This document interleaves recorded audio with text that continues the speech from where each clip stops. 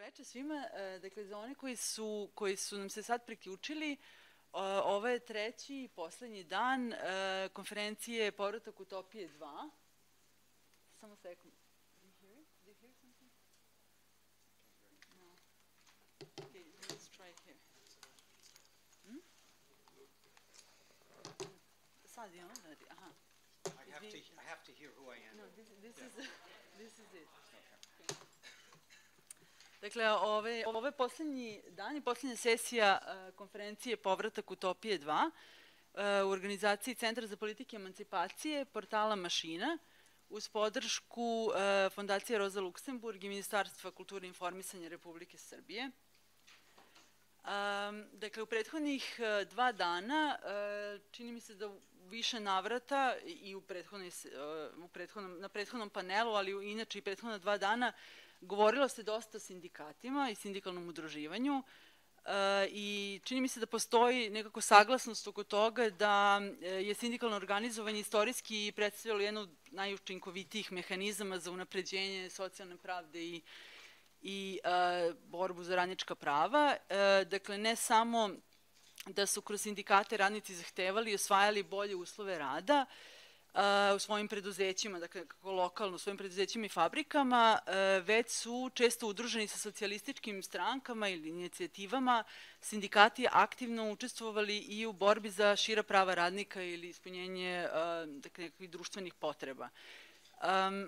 Takođe, mislim da postoji isto tako saglasnost da je jasno i kroz ove razgovore prethodnih dana da su učinci neoliberalnih politika, dakle liberalizacije, fleksibilizacije i prekarizacije rada, drastično oslabili mogućnosti i domete sindikalnog organizovanja, međutim da istovremeno, dakle tu nema sumnje, je nužno isto to sindikalno organizovanje u upravo tim uslovima, današnjim uslovima, dakle rada.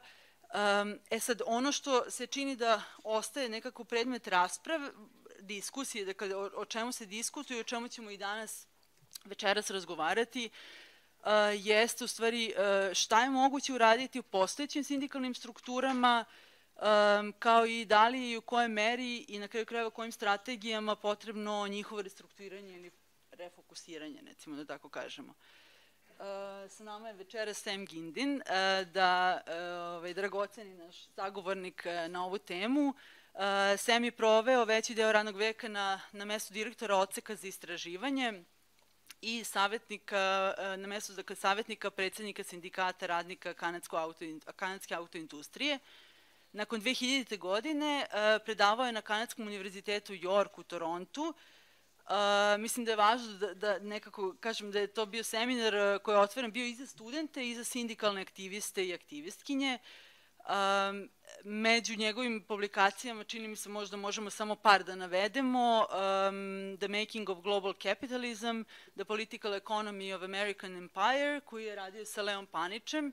Leo Panić je inače bio na prethodnoj konferenciji gost, takođe konferenciji Povratak Utopije. Zatim In and Out of Crisis, The Global Financial Meltdown and Left Alternatives sa Leom Panićem i Gregom Albom. Terrain of Social Justice i Canadian Auto Workers, The Birth and Transformation of a Union.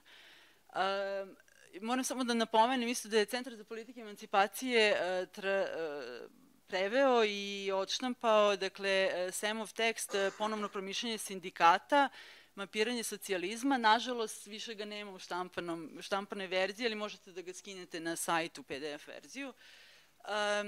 Prema nekom našem dogovoru, Sam Gindin će večeras u predavanju, dakle, izložiti u ovom prvom delu večerašnje sesije, dakle, izložiti neki od možda uzroka, što eksternih, što internih, slabljenja, dakle, društvene snage sindikata, ali i perspektivama njihove obnove, kako Sam kaže, da nas ne bi ostavio u depresivnom raspoloženju na kraju. Dakle, govorit će o perspektivama kroz neke različite prakse, eksperimentalne prakse, neke različite primere i predviđeno otprilike da nakon 45 minuta otprilike razgovora, dakle, u stvari nekakve prezentacije, otvorimo prostor za diskusiju. Samo izvinjavam se, Sam, samo jednu zagradu malo tehničke prirode da otvorim sa dve napomene. Jedna je, ako možete da se potpišete samo na spisak koji će biti, koji će kružiti, bez obzira na prethodni panel, ako ste bili, za svaki panel se potpisujemo. I druga napomena je u vezi sa prevodom. Prevoditeljke su nas zamolile samo ako možemo da obratimo pažnju samo na tempo, koliko god smo svesni toga, kako pričamo, dakle da ne bude prebrzo, da ne govorimo prebrzo, da pitanja posle u diskusiji budu koliko toliko koncizna i ja se unapred izvinjavam samo zato što ću možda intervenisati ako nam daju znak da smo nešto prebrzo, tako da samo prosto se unapred izvinjavam za taj, bit ću suptilna u upadima. Zatvaram zagradu i dajem reč Samu Gindinu. Izvolite. Thank you very much. Yeah, please slow me down if you think I'm going too fast. And just a quick correction. I was at York University, not U of T. My comrades will kill me if I'm reported as being from the University of Toronto, which is more of an elite school. I just want to say, first of all, before I start, I really want to congratulate everybody who's involved with this conference. From the little I've seen of it, but from having conversations with people around it, I'm really impressed with how serious it's been, with the quality of the discussion, with the commitment that's here to building. And I can say that if any of my comrades were here, they'd be very envious of what's going on here, and they'd be very inspired by what you're doing. We're living through a very strange moment in a lot of ways. It comes after decades of defeat for the unions in the left, and capitalism has generally recovered from its latest crisis, economic crisis. It's recovered economically, but it's now facing a political crisis. It's facing a legitimacy crisis in terms of not so much capitalism, but of certain institutions, particularly political parties and institutions of the state. And that crisis of legitimacy is being expressed both on the right and on the left. And one of the particularly interesting things about that legitimacy crisis is that few of us predicted it. We didn't expect this would happen. It's something that we may have been waiting for 30 years to happen, but we didn't think it would happen. And it's not unusual for history to surprise us in that way. If we look at the last time there was a crisis of this size in the West, in the 30s with the Great Depression, in the early 30s, it was absolutely impossible, if you read union publications, if you read publications on the left, to predict that there would be a working class explosion. It seemed that in the context of 25% unemployment, in the context of industrial factories that were full of workers who didn't even speak the same language, facing the most powerful corporations in the world, and not only facing economic threats like globalization, but threatening the power of the state, and not just the police, but the army. It was very hard to imagine that anything would happen. And what did happen was that there was a remarkably creative change in the imagination of workers. They creatively introduced new kinds of tactics. They couldn't just go on strike in that context. People could scab. Other people could be hired. So they took over factories. They developed that tactic, and they developed it in a number of countries simultaneously. And it spread quite rapidly. They developed a shop steward system, which was an internal mechanism for a working class democracy, because if any worker complained to the boss, he would just be fired. So they found representatives to make those complaints, and it was the beginning of a certain kind of internal democracy. They introduced pattern bargaining, which was bargaining across the whole sector, so they could take competition out of the relationship, so that workers wouldn't be competing with each other. So it was a surprise then, and the same thing happened in the 60s. Nobody in the early 60s was predicting in America or in France or in Italy that an explosion was imminent. It seemed like things were being consolidated. The post-war order was being, working class was being integrated, and suddenly there was this unexpected explosion. And I think that's very much the same today. Nobody predicted that Bernie Sanders would matter in the American primaries. It seemed absurd that he could compete at the level of finance, even, with Hillary Clinton, but that there would be this mass support. Nobody expected Trump, on the other hand, and nobody expected Jeremy Corbyn. And maybe we'll get back to Sanders and especially Corbyn, which I think is important and interesting. But one of the things about the unexpected was that the movements in recent times, before then, were remarkably anti-political. They were protesting, but they were very anti-party, they were very anti-state, and suddenly, in a number of places, like Podemos, in Europe, but other places in Europe and in the United States and in England, these movements suddenly became very interested in politics much more directly. And that's one of the significant changes, again, that I think is worth coming back to. The other thing about this moment is there seems to be a polarization of options. Thinking about what this crisis means and how and what the responses to it might be, the middle ground seems to have disappeared. The notion of a social democratic alternative here is completely absent, except in rhetoric. As far as the ruling elite is concerned, there's no retreat on their part because they're worried about inequality or anything else. Their solution to this crisis is we just need more capitalism. We just have to continue to do what we're doing and do more of it. They don't have to legitimate it to anybody. They just have to say, look, there's no alternative. This is the only option you have. On the other hand, there is the hard right nationalism. And it's scary in the short term in its ability to mobilize nationalism and the uncertainty about what that will mean.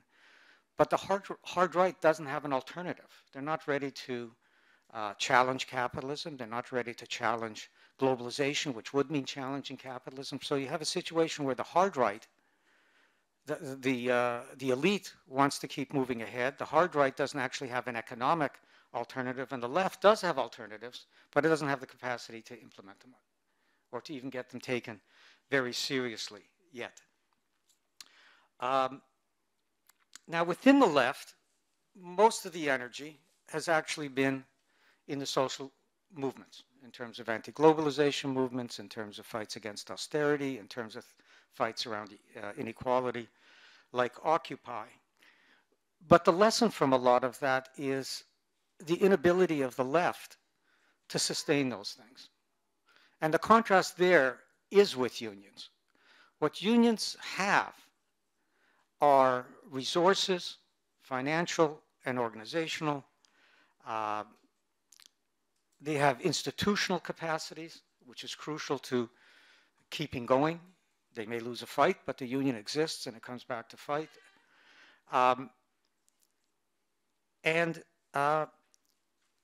This has been fundamental to thinking through what needs to happen. That if we're going to sustain anything, it might be initiated by students, it might be initiated in any other part of society, but if it's going to be sustained, it has to somehow find the unions to be a part of it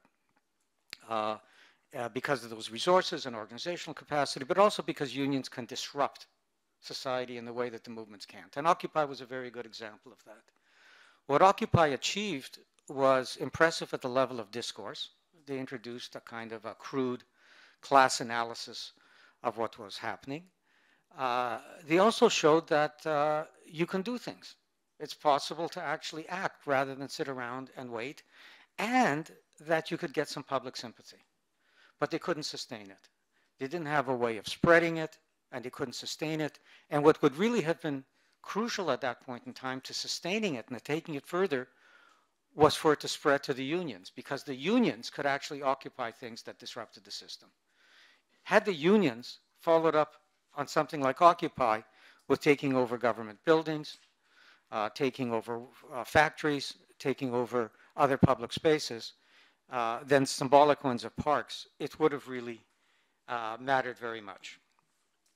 So what I basically want to do, just a quick overview of what I want to try to do today, is talk about the problems with unions.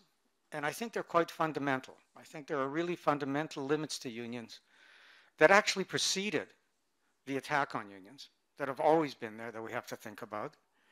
But I also want to talk about what it might take, what we have to think about if we want to think about overcoming those limits. And overcoming those limits basically means revolutions inside unions.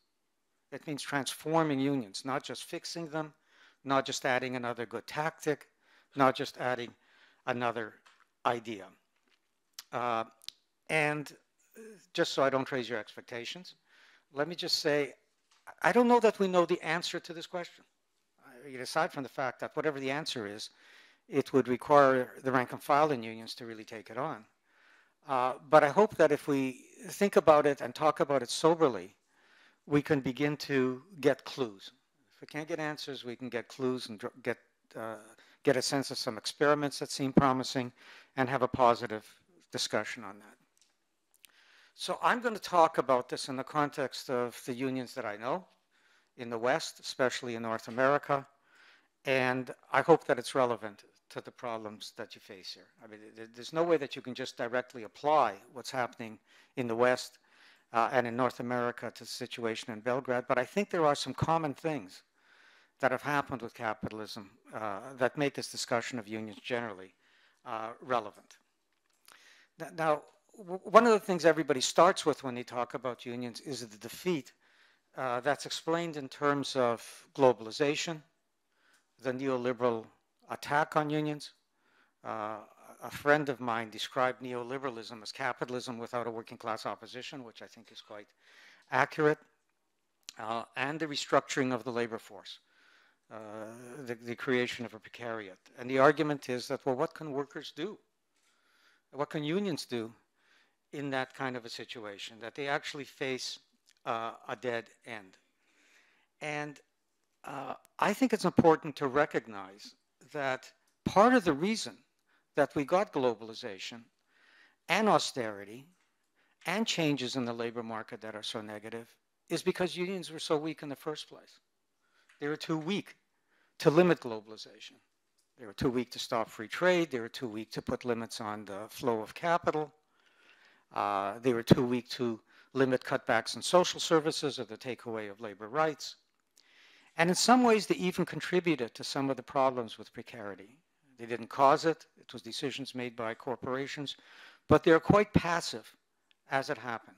They're concerned with their own members. And in some cases, like the auto industry today, in the collective agreements being signed in the United States and Canada, there's two classes of workers. There's the traditional workers that get the traditional wage, and there's workers that get about 60% of the wage and can only move up to that wage over 10 years, even though they're doing the same work, and because they're younger, they can probably do it as well or faster. So unions have themselves introduced precarity into unionized workplaces. This isn't just a problem of the outside. And the notion of unions being revived when they're doing that, therefore becomes very problematic. If this is the generation that's coming in, that's going to revive unions, and the first thing that they experience is that the unions are trying to solve the problems for the traditional workforce by sacrificing the rights of new workers, you're not going to integrate those workers into the union as is. You'll either have a rebellion from those workers, which has some potential for change, or those workers will just get cynical about the union and we won't be able to change anything. But alongside this, what I want to emphasize is it isn't just a question of globalization and neoliberalism and austerity being one-way streets. There's contradictions in them that we have to keep reminding ourselves about. For one thing, in terms of globalization, not everything can be globalized. The public sector generally remains in place. construction can't just be moved abroad. The retail sector can't just be moved. The service sector in terms of food and accommodation can't just be moved. And the threats about moving manufacturing plants, which is very real, but it also has some limits. The second thing is that as capitalism restructures and establishes value chains across borders, it also becomes vulnerable in particular ways. We've had strikes in the auto industry where a brake plant, you shut down a brake plant and you can shut down everything. They can't build cars anywhere in all the factories in North America. There's potential power there that has to be used in a planned way, because if you kept doing it in one plant, they might close that plant. But if you do it selectively, power has shifted from assembly plants to these chains. And these chains are now organized. So they become places of potential disruption. And with companies like Walmart, there's warehouses that they completely depend on. They depend on distribution networks, on transportation. So does Amazon. Companies like Amazon and Home Depot, and I don't know what the comparisons are here, have set up enormous hubs through which everything goes that you order electronically that has to be physically distributed. It has to go through warehouses and through the trucking system. And that raises questions about actually having some power if you can organize these places. And this is where a lot of the precarious workers are. Neoliberalism, the promise of neoliberalism is that if you just accept the fact that more capitalism is better for you, it will eventually help you. Well, that's been exposed.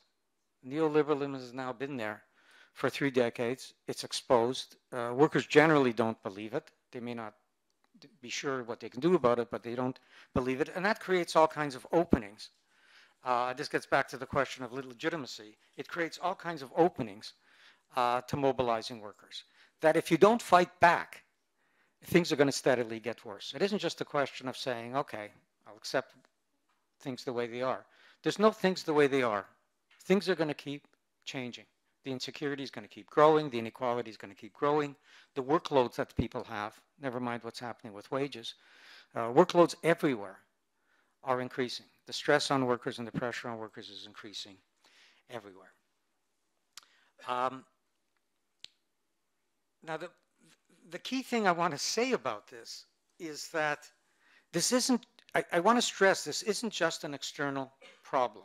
This isn't just a question of what the elite are doing to us or what the corporations are doing to us. What it's really, the key point here is that unions are, right from their inception, sectionalist organizations.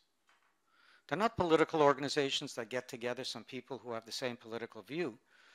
Whoever's in the workplace, whatever their views are, the unions are going to organize them and they're going to represent them. That's who they're bargaining for. Now, when unions were first formed, there was all kinds of excitement about the development of unions, and they were organizing them because of company repression in the community. The left was involved. So there was a sense of class in the forming of unions. But as unions got stronger and as they actually got institutionalized, they didn't need the movements. They didn't need the community. They had once they won that power, they tried to make gains for their members, and at the best of times, they hoped that that would be an example and would spread to others. Now, for a while, this worked. This worked after the war. You could actually, you could be an auto worker or steel worker and say, yeah, we're fighting for ourselves, and if we make gains, that spreads to others. And you could be successful by not thinking about the class as a whole. The point about that is that it's over. That's the period that ended, because workers who were successful became a problem for capital. I mean, the important thing about the 60s and all the militancy in the 60s was that the militancy had all kinds of potential, but it was ultimately limited. If you're militant and only militant, then you're creating a crisis for capital, and capital will respond either through the state or by moving or by simply not investing because the profits aren't there.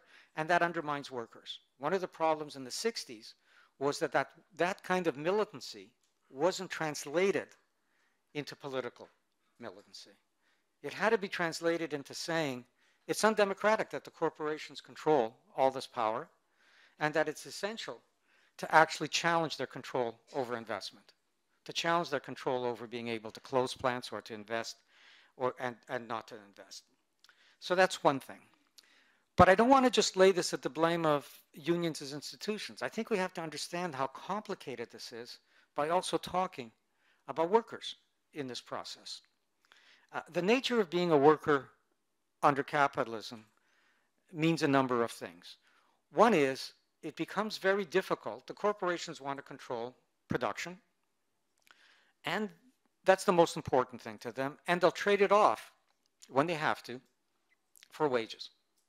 They'll trade it off so that you don't use your power to get control over production, but use your power to get power as a consumer, a secondary kind of power. Not the ability to produce, to create, but the more passive ability to consume. And what happened in the post-war period when unions were very strong, and when capitalism was strong enough and growing fast enough that it could deliver on this, was that that kind of union militancy and the sense of class struggle that came out of the 30s mobilization and class solidarity was transferred into workers as consumers.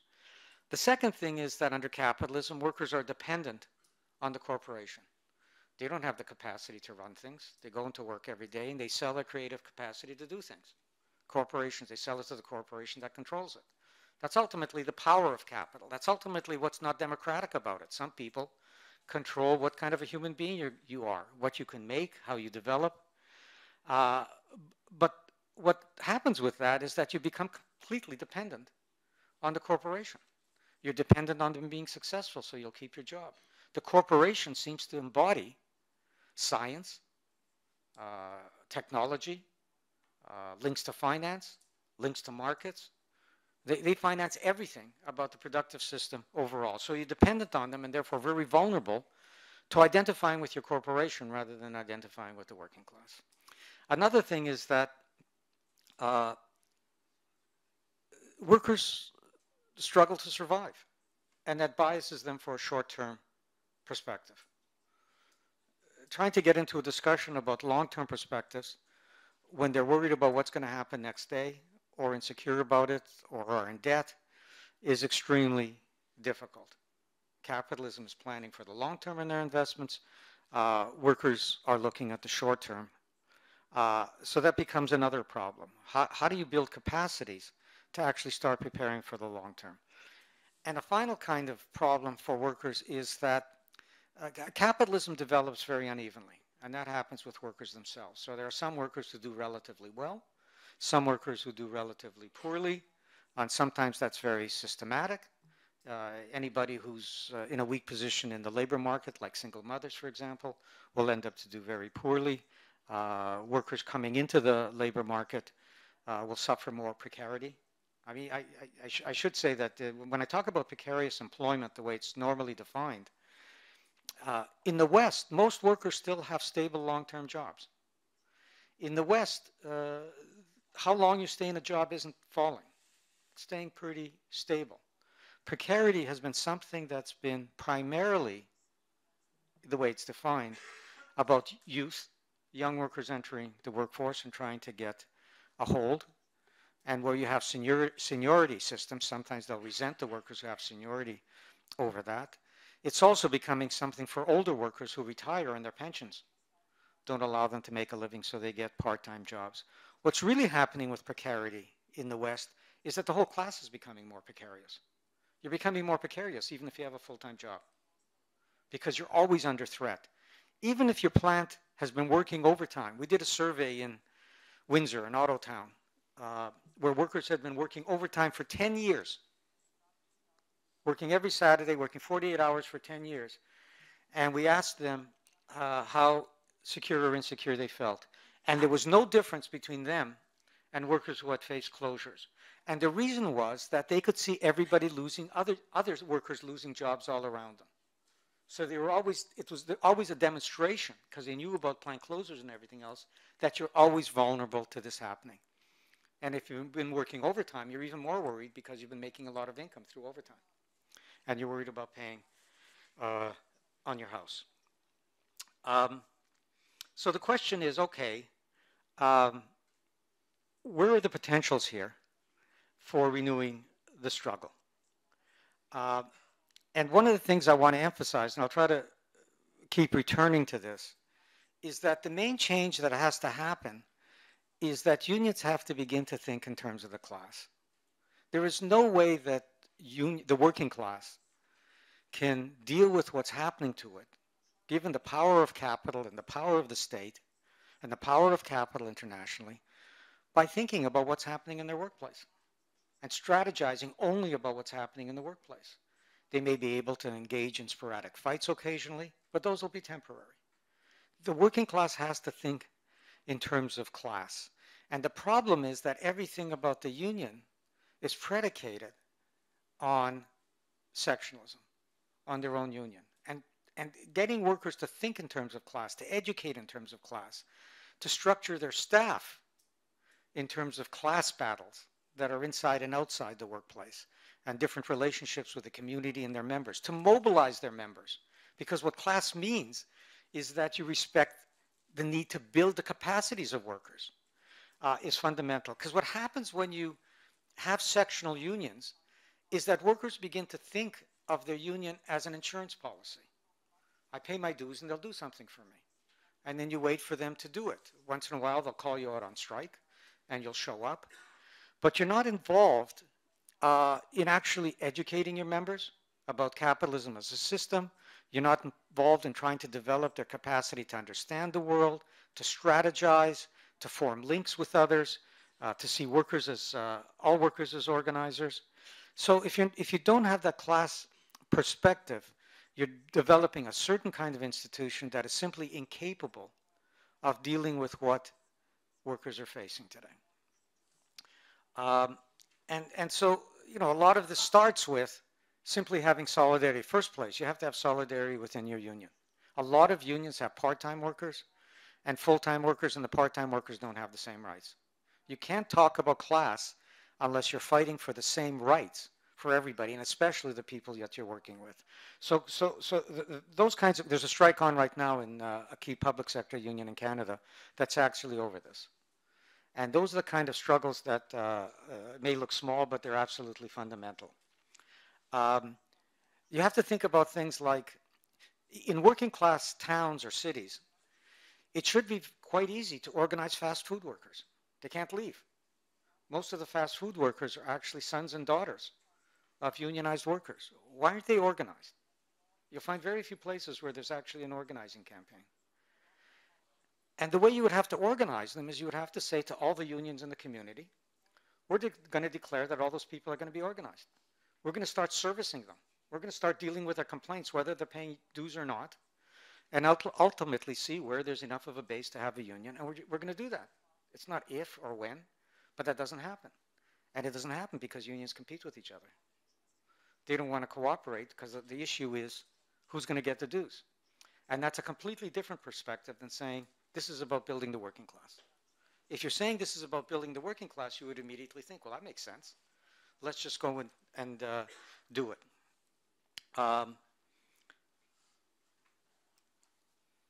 One of the critical things for workers today is that whether they get an increase of 2% in their wages or not isn't going to change their lives.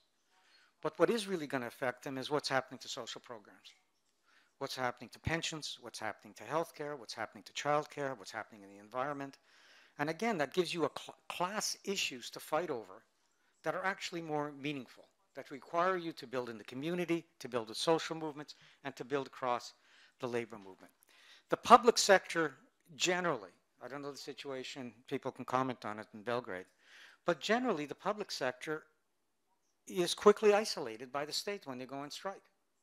It's, you know, the rhetoric is quickly, these are pretty secure workers who have pretty good benefits, and they want more from you who's paying their wages and their taxes, and you don't get what they got. Well, there's no way that you can win those strikes just by being militant. The state will either leave you out there for a while until everybody hates you, or they'll rule you back to work in the name of the general interest. The key for the public sector is to position themselves as we're the defenders of public services in the community in the country. We, it's the state, it's capital, it's the rich who are undermining those. We're the defenders. Now you can't, that's not I'm not presenting that as a rhetorical point. If what the unions went up and put up billboards across Belgrade and said, we love the public, nobody would care. That's cheap rhetoric. What you'd have to do is make it an issue in bargaining. You have to say, we're going to put it on the table and we're ready to strike if you're ready to support us. And there are examples of that. You know, some very interesting examples. The Chicago teachers. I don't know, are people familiar with the Chicago teachers? Pardon me? Yeah. I mean, there's an interesting thing about teachers. There's two things about teachers. One is in the United States, they're not actually seen as professionals. In Canada, teachers are very high status people. In the United States, they're not. A lot of them are very low paid. In places like Chicago, they're overwhelmingly black and Latino. That's one thing about teachers. The other thing is that a lot of people who become teachers actually have a social conscience often.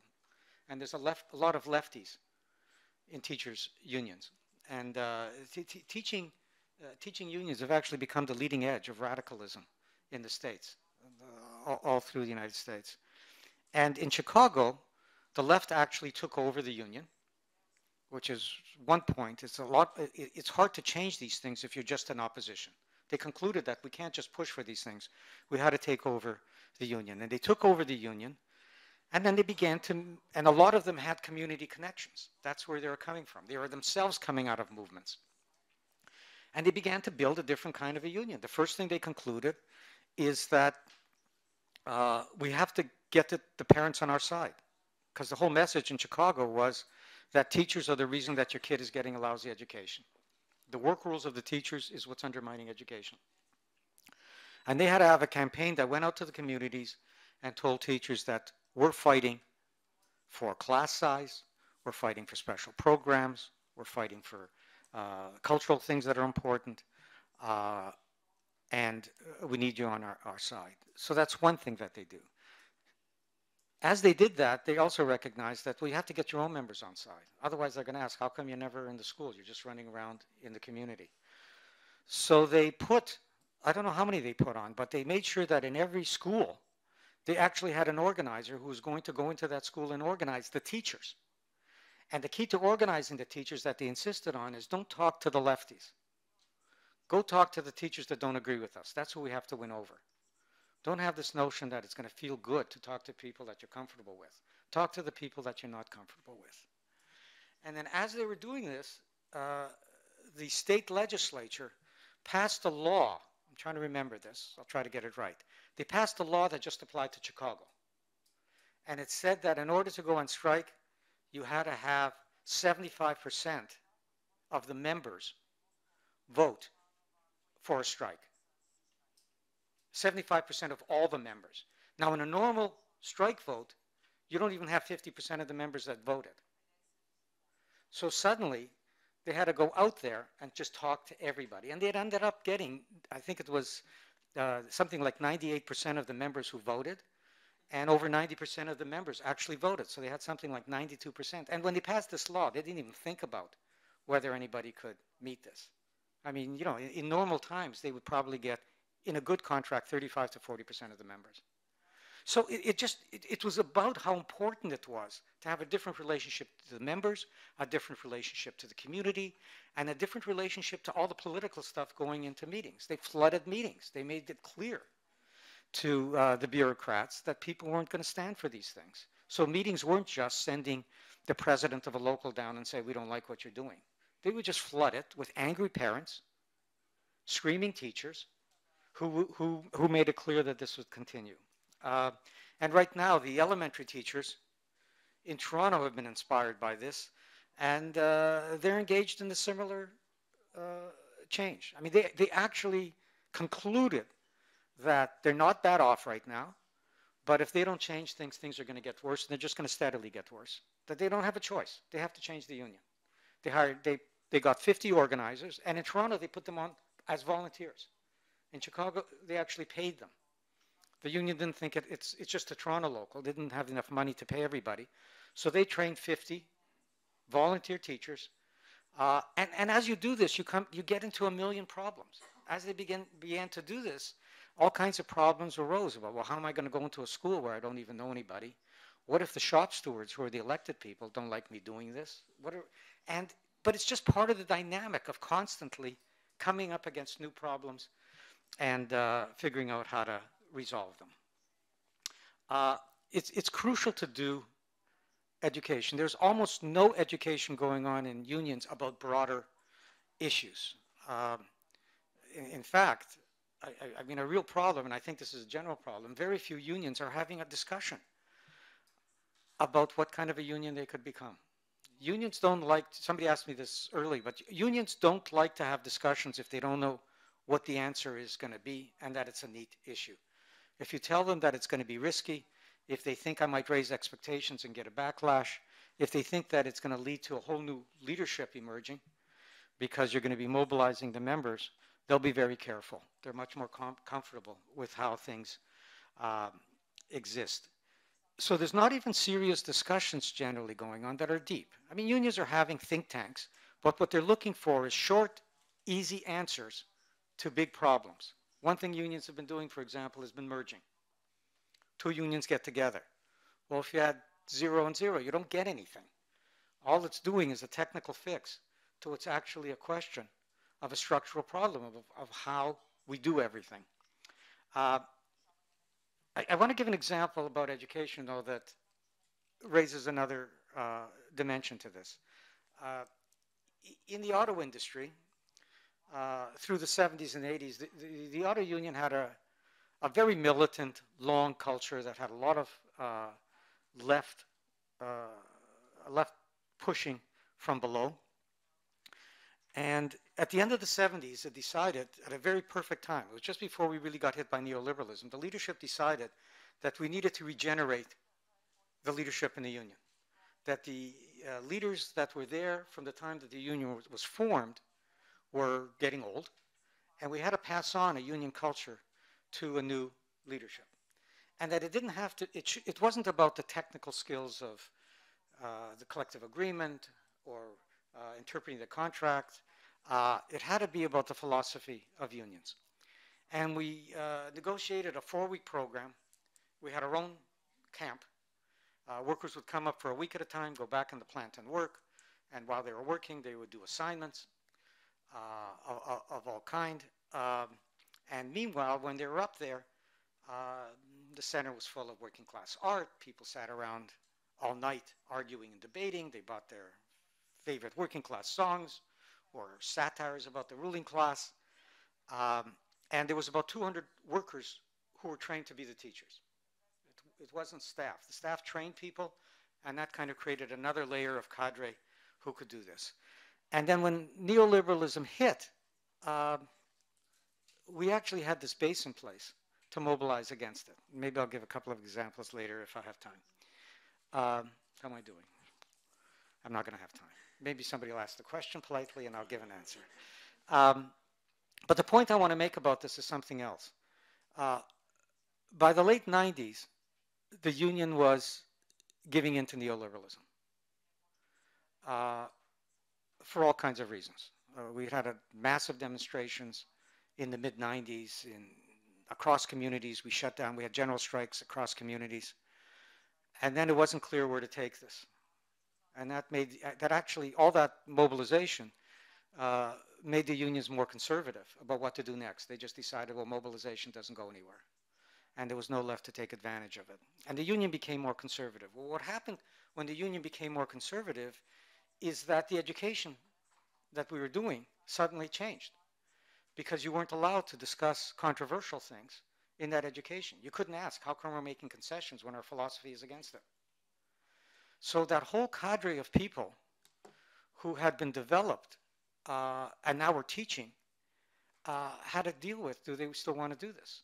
And what most of them decided is that they liked teaching better than working on the line, that the union was still progressive on questions of race and gender and pushing social programs. So they kept teaching. And what happened was that they were taken out of the workplace where they could have been potential mobilizers. And so that education structure actually became a conservatizing force. And I raise this because the point about education is that if it isn't linked to struggles, it might not be very meaningful. Struggles and education have to go together.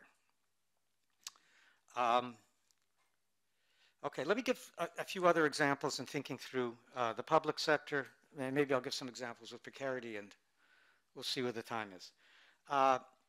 Okay, I did the emphasis on seeing yourself as leaders in the fight for public services. The Amalgamated Transit Union in New York is trying to defend public transit and to extend public transit. So rather than just lobbying, what they did is that they are organizing, they're creating bus riders unions. And they're actually organizing the riders into a union so that the union can link up with the riders. In the post office, they've been threatening to privatize the post office, and the post office workers have said no. The real issue is we should be expanding this public service, and they've been arguing that they should actually start replacing banks, that post offices are ideally located to perform that kind of a service. In the key hospital sector in Ontario, they were trying to deal with how do we deal with this contradiction between going on strike and taking away important services from people and saying we're on your side. And this was a union that had a lot of people in long-term care homes, older people, people with disabilities, and the workers themselves were reluctant to go on strike. It was illegal, but that wasn't the problem. Nobody cared that it was illegal. They cared about how they could do this morally and how they would relate to people. So they came up with something that they're still debating, but they came up with the idea of an anti-strike. That instead of going on strike, they're going to come in, but they're going to bring in people from other shifts. So what they're going to show is that if you really cared about the people, the kind of service you could really provide. And their management not to let them in. Because if you let this happen, the workers would be going in and they'd be controlling the hospital or the nursing home. And to the public, you'd be saying, we're trying to improve the service. Management is trying to keep us out. And once you begin to do that, you're also raising larger questions about worker control, about what a different kind of a state might look like. And you can start thinking about that in other sectors. Like, why couldn't we be arguing where the social services are thinking about striking, about setting up councils of the people who administer unemployment or social services and their clients, and actually have meetings with anti-poverty groups and talk about what is it that you really need, how could we really help, and jointly be fighting the state rather than being pit against you. And thinking in the same way with all the people who administer things in the city around parks and services and urban development, about linking up with people who actually care about urban planning and developing plans. One group of workers asked us, well, what should we do? We collect taxes. Nobody cares if we stopped doing it. And the point is we have to get creative. Everybody can do something. And our suggestion to them was, why don't you become whistleblowers? And you can't do it yourself because you'll get into trouble or get fired. Give it to us. We'll just announce it. Tell us who's not paying taxes or tell us who's paying low taxes. Get all this information that is out there. There is always something that you can do. And that's what we have to figure out.